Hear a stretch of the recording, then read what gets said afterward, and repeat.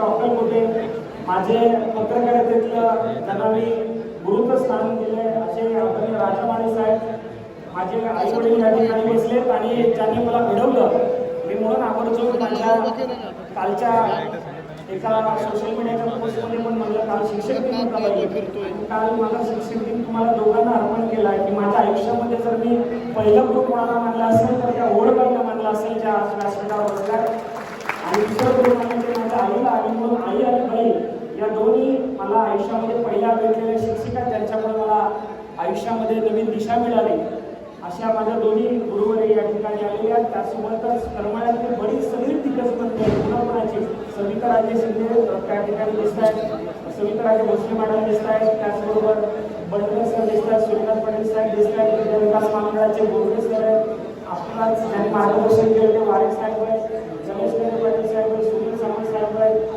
अल्ताफ तांबडे साहेब आहेत, त्याचबरोबर या ठिकाणी व्यासपीठाच्या समोर पण अनेक दिग्गज मला दिसतात. खरं तर त्यातल्याही अनेकांची व्यासपीठावर बसण्याची योग्यता आहे, मात्र गर्दीच्या आणि व्यासपीठाच्या नियोजनाच्यामुळे आपल्याला सगळ्यांनाच व्यासपीठावर येताना सामंत आता निवड केलेले माझे सन्मित्र जगदीश भैया अग्रवाल आहेत, माझे बंधू गणेश भैया चिवटे, माझे वरिष्ठ बंधू महेश दादा चिवटे, विनोद मामोड राजमुंडे या ठिकाणी दिसत आहेत, सज्जभाऊ श्रीमंत दिसत आहेत, सगळेच मला विकी मोरे या ठिकाणी दिसत आहेत, सर्व व्यापारी हितेश कडारे या ठिकाणी आलेले, समोर देखील मला या ठिकाणी बरोबर पुण्याहून माझे खास मित्र आलेले केवळचे सरपंच युवराज काकडे, डॉक्टर शार्दूल भोंगे जे अतिशय दिनाकर सूत्रसंचालन करतात आणि क्रिकेटची कॉमेंट्रीचे आम्ही तुमचे फॅन असायचो असे आमचे जवळेकर सर, त्याचबरोबर या ठिकाणी धनुभाऊ गायकवाड मला या ठिकाणी सुनील माने टीमवरून येऊन आलेले अल्ताफ शेठ या ठिकाणी दिसत आहेत, माझे दुसरे बंधू राजभाऊ चिवटे दिसत आहेत,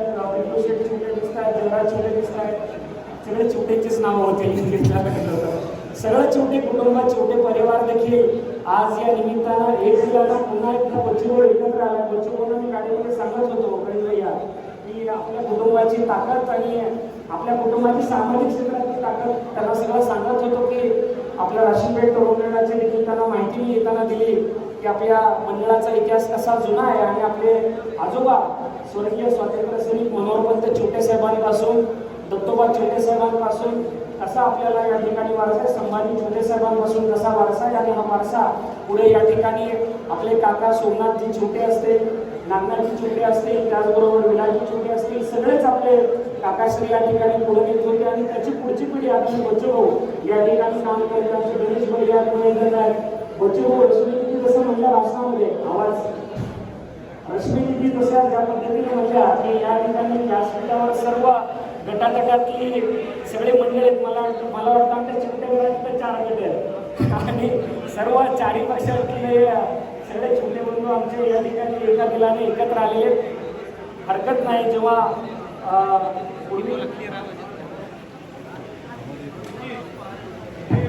आवाज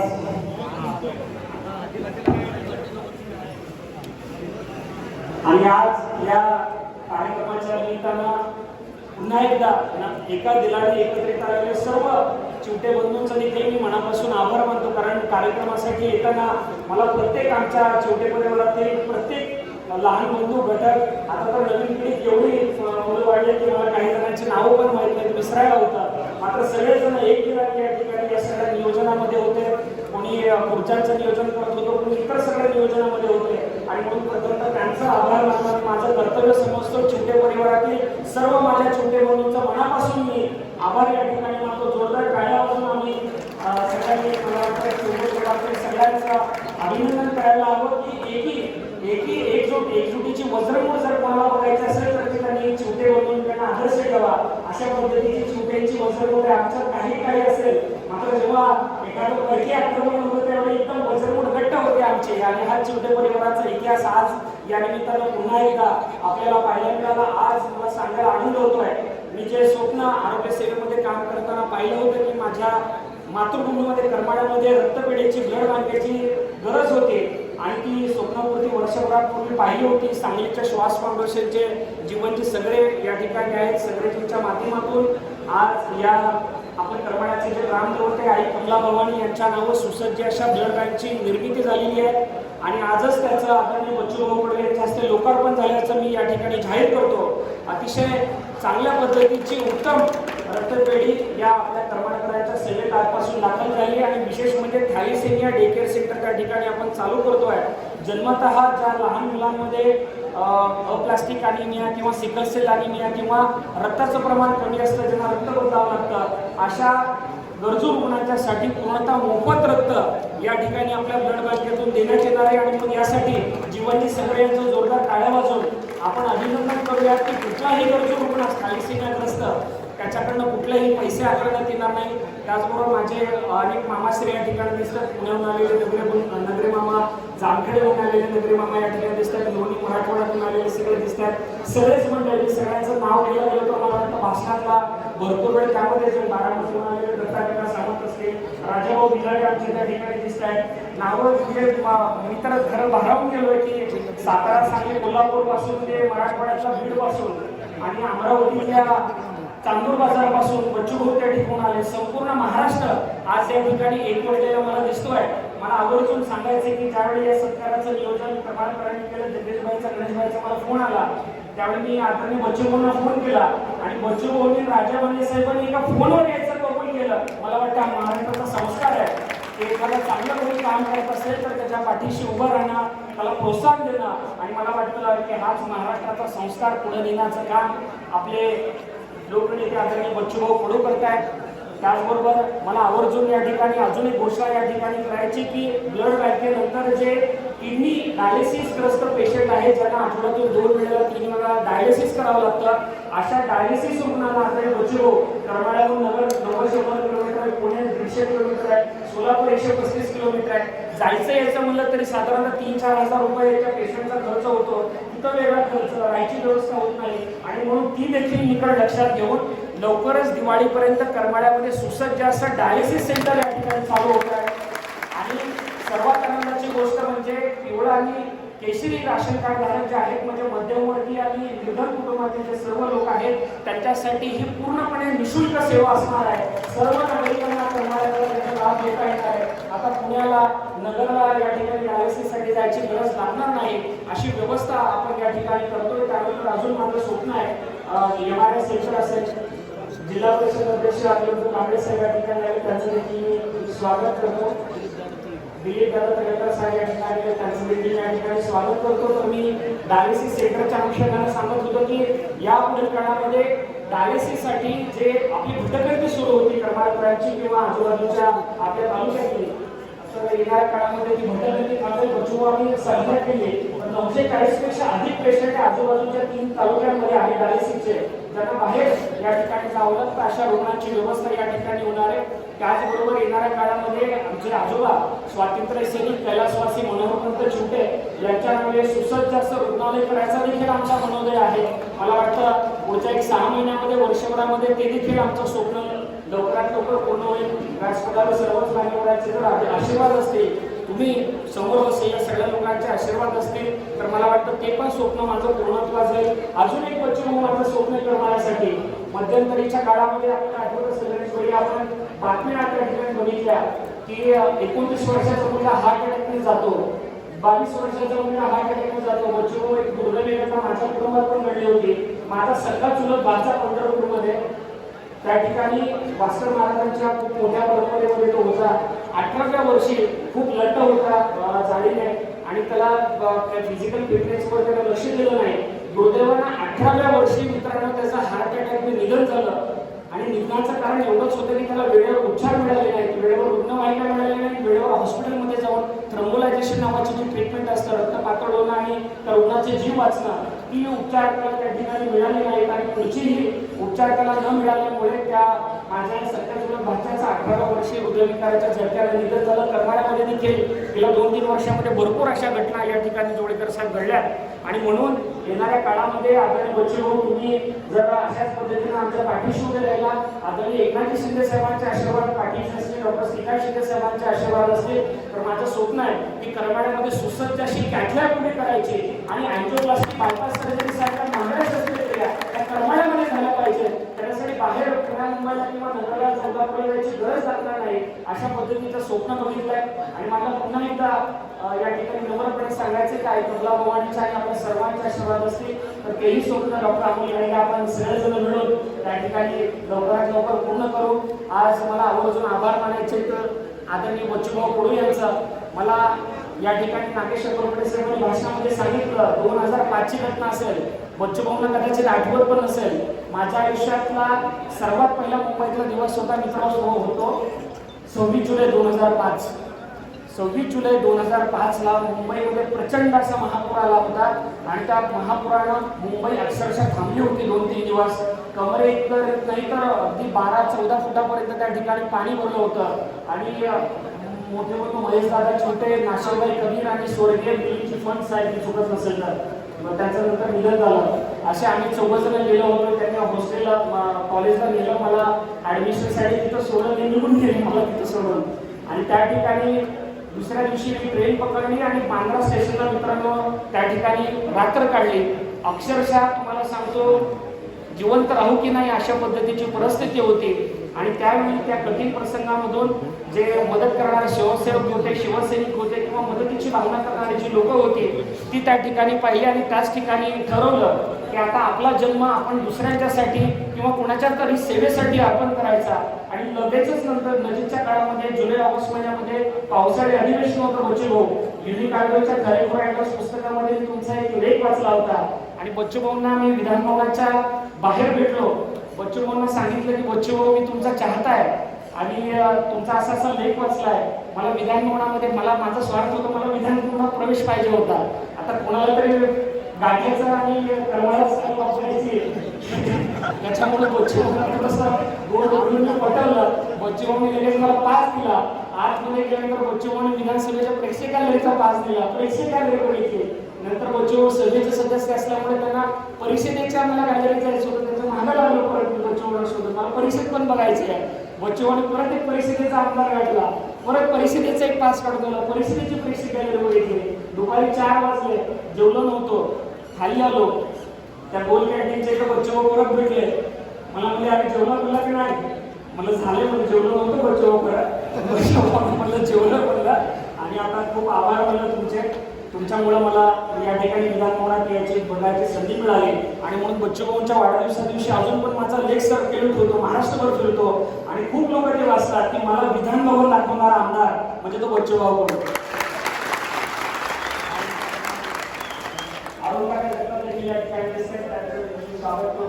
त्यानंतर बच्चूभाऊंच्या सोबत करमाळ्याहून 2 पेशंट आले होते. त्या पेशंटसाठी बच्चूभाऊंना घेऊन नंतर मी बॉम्बे हॉस्पिटलमध्ये गेलो. बॉम्बे हॉस्पिटलमध्ये ज्यावेळी ते डॉक्टर थोडंसं आलमटळम करत होते, वेगळ्या भाषेमध्ये तिला एमएसडी बोलत होता, त्यावेळी त्यांनी बच्चू कडू स्टाईल मी आयुष्यात पहिल्यांदा बघितली आणि त्या पेशंटला ॲडमिट करून घेतलं. आणि माझ्या रुग्णसेवेची सुरुवात 2005 ला बच्चूभाऊ कडून झाली. आणि म्हणून मी आज या ठिकाणी कार्यक्रमाला बच्चूभाऊ आवर्जून तुम्हाला बोलतो. तुम्हाला या घटना आठवत पण नसते. 2008 ला जेव्हा 26 अकराचा हल्ला झाला, राजमानी साहेबांनी त्याचा उल्लेख केला, तो हल्ला कव्हर करण्याचे स्टार माझाच्या पत्रकार असताना मला त्यावेळी संधी मिळाली होती. आणि त्या हल्ल्यानंतर शहीद कामटे साहेब, करकरे साहेब यांच्या नावाने आम्ही एक फाउंडेशन काढलं होतं पुण्यामध्ये. आणि त्या फाउंडेशनच्या वतीनं आमच्या आयुष्यातला पहिला रक्तदानाचा कॅम्प बच्चूभाऊंच्या माध्यमातून आपण कात्रजला केला होता. बच्चूभाऊ 2008च्या डिसेंबरमध्ये 31 डिसेंबरला लोक 31 डिसेंबरला पार्ट्या करतात किंवा वेगवेगळ्या पद्धतीने आपण ते साजरे करतात. मात्र 31 डिसेंबरला आम्ही बच्चूभाऊंना बोलवलं. आमच्या प्रतिष्ठानकडे रक्तदानाचा कार्यक्रम केला आणि मला अभिमान वाटतोय मी पहिला आमदार बघितला जे स्वारगेट पासून रिक्षाने आमच्या कार्यक्रमाला आले होते, स्वतः आले, रक्तदान केलं. बच्चूभाऊंनी रक्तदान केलं आणि बच्चूभाऊ ते माझ्या आयुष्यातलं पहिलं रक्तदान आहे. त्याच्यानंतर मी 33 वेळा मित्रांनो रक्तदान केलं. बच्चूभाऊ प्रेरणा तुमचे. त्याच्यानंतर अशाच पद्धतीनं बच्चूभाऊंशी अधिक जवळीक वाढत गेली. नंतरच्या काळामध्ये 2007च्या 8च्या सुमारास आताचे माझे गुरुवारी एकनाथ शिंदे साहेबांची देखील माझी त्याच सुमारास नागपूरच्या अधिवेशनामध्ये भेट झाली होती. अतिशय आपुलकीनं एकनाथ शिंदे साहेबांनी त्यावेळी मला विचारलं होतं, अरे बाळा कुठं राहतो, काय काय मदत लागली तर आवडून सांग. त्यानंतर दोनभाऊ गायकवाड इथं साक्षीदार आहे. 2010ला मी जेव्हा दिल्लीला UPSCच्या तयारीला गेलो आणि काही कामानिमित्तानं जेव्हा मुंबईला परत आलो होतो त्यावेळी शिंदे साहेबांचे जे सहकारी दुसरे सचिन जोशी साहेब त्यांचा माझा फोन झाला. ते म्हणजे अरे कळालं मला UPSCच्या तयारीला तू दिल्लीला गेले, तू आवर्जून आलायस मुंबईमध्ये, तर शिंदे साहेबांना भेटून जा. आणि शिंदे साहेबांना भेटू आपण भेटायला गेलो. नियोजन हॉलमध्ये त्यांची बैठक चालू होती. जेव्हा जोशी साहेबांनी त्यांना निरोप दिला त्यावेळी नियोजन हॉलमधली बैठक सोडून आमदार असताना एकनाथ शिंदे साहेब मला 2 मिनिटं भेटायला बाहेर आले आणि शिंदे साहेबांनी मला फक्त 2च वाक्य सांगितले की बाबा तू UPSC ला गेलाय, माझ्या तुला शुभेच्छा, भविष्यामध्ये ठाणे महापालिकेचा आयुक्त म्हणून येताना. आणि याच्याही उपर तेव्हा असे म्हणाले होते तुला काही मदत लागली, आर्थिक मदत लागली, त्या पुस्तकासाठी लागली, काही लागली तर मला हक्काने सांग, सचिनकडे निरोप दे, तुला पाहिजे ती मी व्यवस्था करेल, पण तू जर हातात काही ठरवलं असेल मनाशी तर ते स्वप्नपूर्ती करण्याच्या दिशेनं बिलकुल मागं हटू नको, मी तुझ्या सोबत आहे, असा मायेनं पाठीवर हात फिरवणारा आमदार आणि सध्याचे मुख्यमंत्री म्हणजे आदरणीय एकनाथ शिंदे साहेब. आणि म्हणूनच एकनाथ शिंदे साहेबांना काही लोकांना आश्चर्य वाटतं की अरे मंगेश गेलाय 4-5 वर्ष झालं शिंदे साहेबांकडे कसं काय एवढं लगेच जवळ गेलेलं आहे, सारखं गाडीत असतो, इकडे फिरतो तिकडे जातो. तर मित्रांनो, हे सगळा इतिहास असा आहे की ही माणसं एवढी प्रेम लावतात. राजामाने साहेब आता म्हणाले महाराष्ट्रभर आपला जनसंपर्क आहे किंवा सुदैवाने करमाळकरांच्या आशीर्वादाने मी सगळीकडे जातो, तिकडे आपल्या करमाळकरांच्या स्टाईलने गोडवाणीने सगळ्यांना आपलंसं करण्याचा प्रयत्न करतो. तानाजीराव सावंत साहेबांच्या अनुषंगाने पण मला आवर्जून एक आठवण सांगायची आहे, आठवण सांगेल नंतर, पण मला आवर्जून या ठिकाणी सांगायचं आहे की राजामाने साहेब हे सगळं करत असताना ही सगळी लोक जोडत गेली आणि आपण पण एक नम्रपणे जे करमाळ्याच्या मातेने आपल्याला संस्कार दिले त्या संस्कार आपण पुढे ठेवून सगळ्यांशी संबंध जोडत गेलो. आणि म्हणून आदरणीय बच्चूभाऊ कडू आपल्या सगळ्या व्यस्त कार्यक्रमातून आज 1200 किलोमीटरचा प्रवास करत या करमाळ्यासारख्या छोट्याशा गावात माझ्या सत्कार सोहळ्याच्या कार्यक्रमासाठी आले. आदरणीय शिंदे साहेबांच्या सारख्या एकदम पितृत्वपूर्ण अशा व्यक्तिमत्वाशी मी नंतर अधिक सानिध्यात गेलो. मग अशी सार्वजनिक सगळी माहिती दिली वैद्यकीय मदत कक्षाची. मला बच्चूभाऊ त्या वैद्यकीय मदत कक्षाचे देखील साक्षीदार आहेत. जेव्हा 2014ला फडणवीस सरकारच्या काळामध्ये ही संकल्पना मी मांडली ती यशस्वी पण झाली. त्यानंतर एकनाथ शिंदे साहेबांनी मला सांगितलं की आपण हे स्वतःचं वैयक्तिक चालू करूया. आणि नंतर 17 नोव्हेंबर 2017ला या शिवसेना प्रमुखांनी बाळासाहेब ठाकरे कक्षाची स्थापना झाली, वैद्यकीय मदत कक्षाची स्थापना झाली. डॉक्टर श्रीकांत शिंदे फाउंडेशनच्या माध्यमातून आम्ही काम चालू केलं. आणि मला सांगायला आनंद होतो मित्रांनो की गेल्या 5 वर्षामध्ये 250 सुसज्ज रुग्णवाहिका आपण राज्यभरामध्ये वितरित केल्या. त्यातली एक रुग्णवाहिका करमाळ्यामध्ये पण आली. आपण अजूनही तुम्ही विनंती केली तर अजूनही घेऊ. तर त्याच्यानंतर दुसऱ्या कोविडच्या संकट काळामध्ये 500 ऑक्सिजन कॉन्सन्ट्रेटर्स आपण वितरित केले.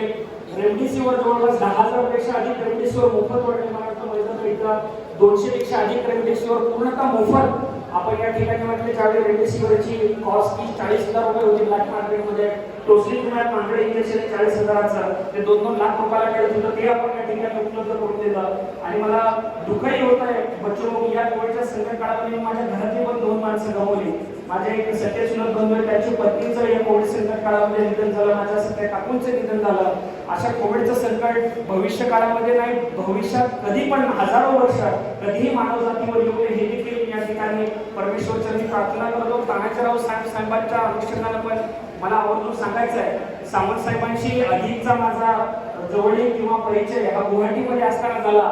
आणि मला आज 1-2 किस्से सांगू नको आपण, मलाही काही मर्यादा आहेत, पण एक किस्सा तानाजीराव साहेबांचा सांगायला हवा की पहिल्या दुसऱ्या दिवशी जेव्हा आम्ही गुवाहाटीला पोहोचलो त्यावेळी कायदेशीर बाजू करण्याच्या मध्ये मुख्य प्रथम देणं असेल किंवा त्या सगळ्या टेक्निकल गोष्टी आहेत त्या आदरणीय तानाजी साहेबांनी आम्हाला निदर्शनास सांगून दिल्या. आणि त्यानंतर आम्ही जोरदार त्या ठिकाणी कामाला लागलो की कायद्याच्या बाजूमध्ये कुठे कमी पडू नये. आणि म्हणून हे सरकार बनवण्यात जसा या 50 आमदारांचा वाटा आहे, मला वाटतं तानाजीराव साहेबांचा देखील सिंहाचा वाटा आहे. तर कायदेशीर बाजू देखील त्यांनी अतिशय चांगल्या पद्धतीने सांभाळली पाहिजे. वारंवार त्या ठिकाणी निदर्शनास आणून दिलं आणि त्यानुसार सगळी प्रक्रिया पार पडली. तानाजी सावंत सर पण अतिशय उत्तरवत त्यांचं गेल्या काही कालावधीपासून घडत आहे आणि कुठल्याही अडीअडचणीला ते त्या ठिकाणी धावून जात आहेत. काल परवा मला आवडून त्यांची समस्या गोष्ट सांगायची की उस्मानाबाद म्हणजे धाराशिवमध्ये एक आपला तालुका प्रमुख होता, माझे तालुका प्रमुख जावळे नावाचा, त्याचं दुर्दैवी निधन झालं, त्याचं कुटुंब उघड्यावर पडलं. त्याची बातमी फक्त आम्ही मुख्यमंत्री कार्यालयापर्यंत आली आणि सीएम साहेबांची चर्चा करताना सीएम साहेबांनी तानाजीराव सावंत साहेब त्या ठिकाणी होते. सावंत सर मुख्यमंत्री महोदयांनी सगळ्यांना सांगितलं की यांना काही करता येते का बघा, नाही तर आपण श्रीकांत फाउंडेशनकडे त्यांना आर्थिक मदत करू. त्या क्षणाला सावंत सर म्हणाले, गुरुवर्य मुख्यमंत्री साहेब तुम्ही मला जबाबदारी दिली, शब्द टाकलाय, तुमचा शब्द खाली पडवून करणार मी माझ्या पद्धतीने करतो.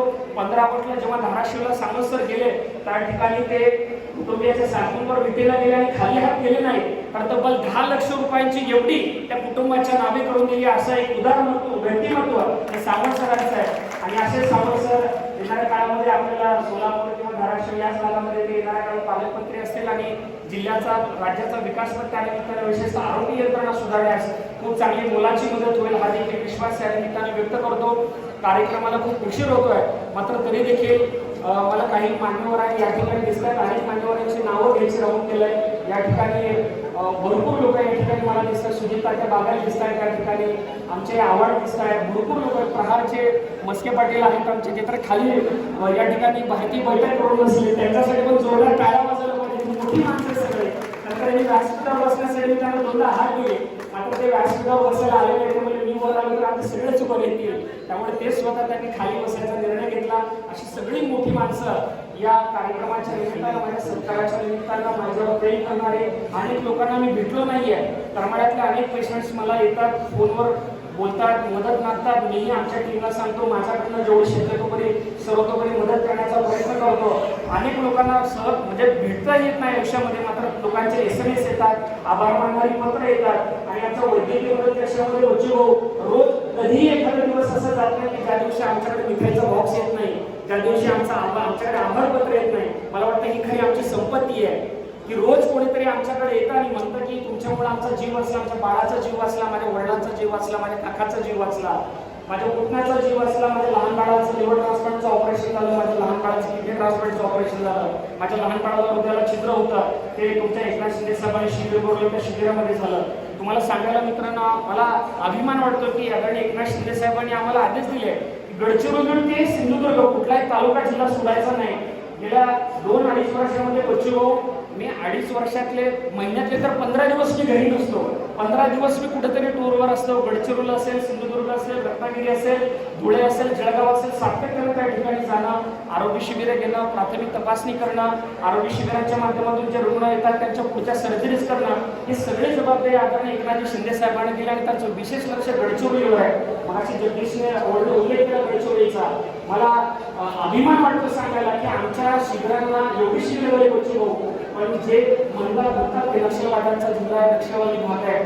जेव्हा नक्षलवादी पुढे आले सिरोडचा असेल, भामरागड असेल, त्या गावांमध्ये मित्रांनो आम्ही आरोग्य शिबिरे गेली. आमच्या शिबिरात येऊन पण गेले, उपचार घेऊन पण गेले, पण आम्हाला कधी सुदैवाना कधी त्यांचा त्रास झाला नाही. अशा पद्धतीचं आमचं हे ईश्वरीय कार्य आणि म्हणून शिंदे साहेब म्हणतात की आपण काम करत राहायचं. काम करणाऱ्या माणसाला मरण नाही आणि काम करणाऱ्या माणसाला कधी कोणी त्रास देत नाही. या ठिकाणी डॉक्टर पुंडे सर पण या ठिकाणी मला दिसले. भरपूर लोक करमाळ्यातली ज्येष्ठ श्रेष्ठ मंडळी या ठिकाणी मला दिसत आहेत. पिंटू शेठ वायचळ तोडवाडीवरून आले, तरंगे पाटील या ठिकाणी मला दिसत आहेत.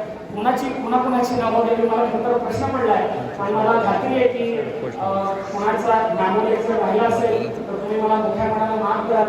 लक्ष्मी दिदी वैदिनी आठवण सांगितली, बच्चूभाऊंनी सांगत होतो की करमाळ्याला खूप मोठा वारसा अल्पाबाईंनी जसं सांगितलं की स्वर्गीय दिगंबररावजी बागल मामा माझ्या बंधूंनाही त्यावेळी त्यांचा सहवास खूप मिळाला होता.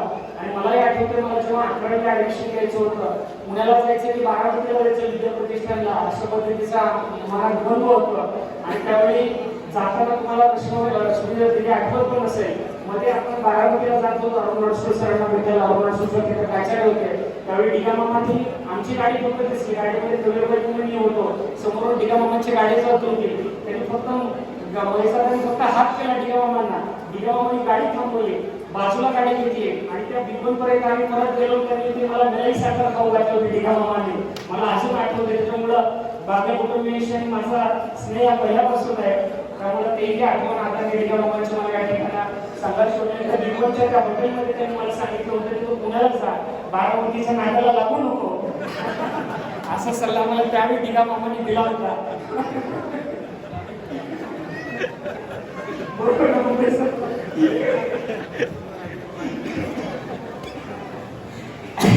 नाही खरी आठवण आहे. काय मंडळ गांधी मला जे आठवण दिल्याने शिंदे सर जसं त्या विधानसभेच्या भाषणात मनमोकळं बोलत जा केले, तसं माझ्याकडून सगळं माझ्या आयुष्यामध्ये जे घडलेले प्रसंग आहेत ते बोलले जातात.